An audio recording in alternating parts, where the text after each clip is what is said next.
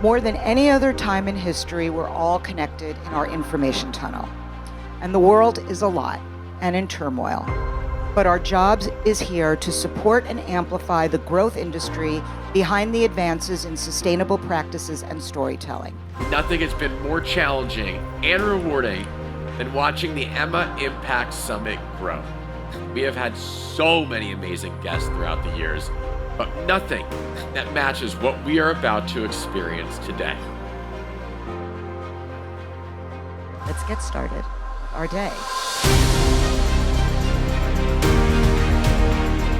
I have a simple question.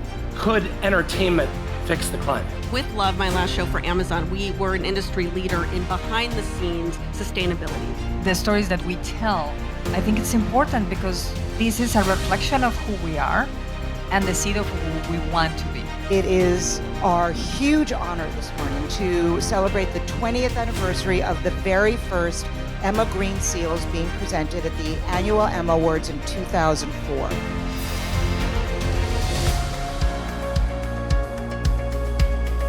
I am so thrilled to have Secretary Hillary Rodham Clinton here with us today to talk about the work that she's leading at the Clinton Foundation. I really am grateful that once again, so many of you who know how to tell stories are here to help us figure out how to tell this one. About 5 years ago or so, I realized that I was incredibly passionate about climate issues. You're very tall. Do you ever feel bad supporting the environment when you use up more of it than most people? But basically, I wanted to be the voice for the sharks. And I started reading that we were killing 100 million a year, and it's actually closer to 270 million.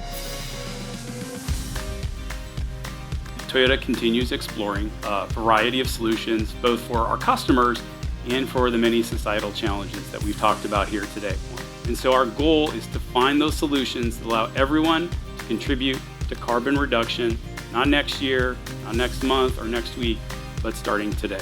We know and believe that hybrids are the way to go to help make an impact on the carbon dioxide. The plug-in hybrids are really exciting. They're going to be another great bridge to where we're going. Our air quality has actually been getting better. They really equate that to just having more of these hybrid and alternative vehicles on the road. 93% of waste produced by our factories is either recycled or reused. That is something we're doing to reduce our carbon footprint. Right now, we are starting to change generators for batteries, and of course, we're waiting. But I would see in the future bigger sources that are electrical or that we can use solar panels. Right. We need to invest in clean energy infrastructure, whether that's the generation side or the storage side, like batteries. There's incredible investments in post-consumer recycling technologies where we can take materials and literally break them down and turn them into something new. This next generation is very vocal, they're very active, and they're getting angry. And I think about a teenager in Nebraska who's worried for their futures, and they see forest fires and extreme weather events. The kids hear everything, and they absorb everything, and they do the math. For as long as I can remember, just trying to spread as much education about ocean conservation and bringing more positive light to sharks. What brought you to the court and to go, this is the avenue that I want to pursue, and this is where I'm going to invest my time and energy?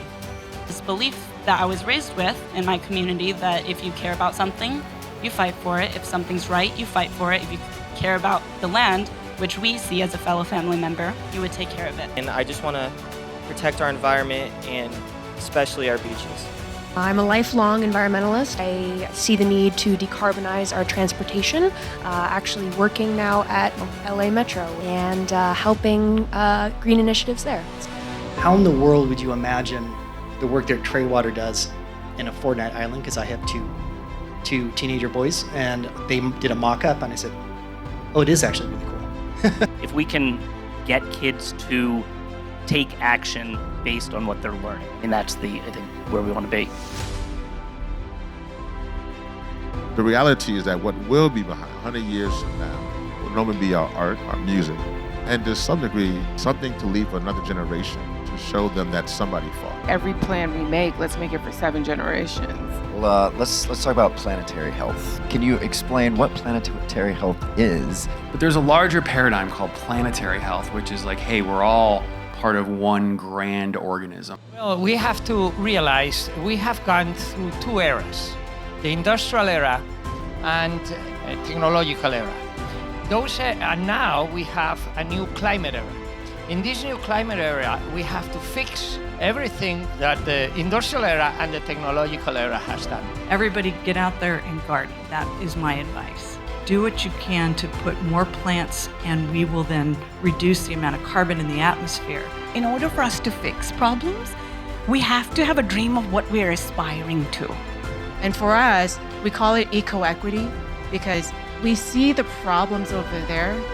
We don't bring the equity in opportunities and equity in capital back to the communities that are suffering first and worst. At Amazon MGM, we have invested in the idea of being sustainable. A lot of time people think about being sustainable as added cost, but we can't look at it that way, right? There's another way to look at it. We're all on a journey. We can't get there overnight, but if you could start with finding those brands that are trying to signal to the market that there is a better way forward. The message we want to send is that the companies that care are the ones that will win in the future. So it's all about collaboration, and that's really how we're going to bring this world back together. Helping women have the tools to their own self-actualized empowerment is like growing trees. They need time, they need presence, they need education.